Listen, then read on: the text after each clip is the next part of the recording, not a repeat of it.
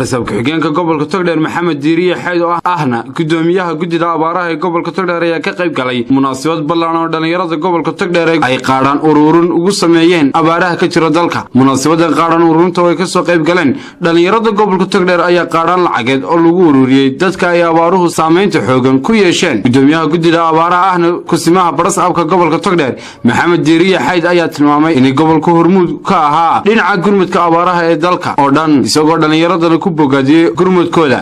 gobolkeenu waxaan adduunka hore loogu arag ayuu abaaraha galbeedka ka qabtay.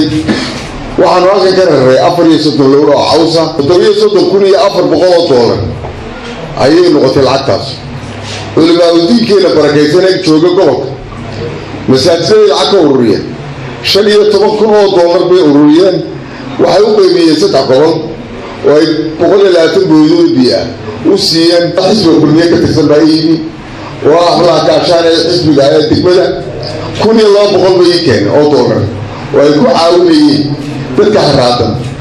idinkana waxaan ka codsanayaa in loo shaqeeyo dhalinyarada isxilqaantay jidii qabanqaabada munaasabada lagu gurmadayay abaaraha ayaa iyaguna dhalinyarada ku booriyay inay u tartamaan khayrka iyo sadaqada. ما عاوهين مقعدس ما عاوهين عاطفة ما عاوهين حماسة وهبين دلين غيره يضد نمو أي عاوز هوني سابقوا إلى الخيرات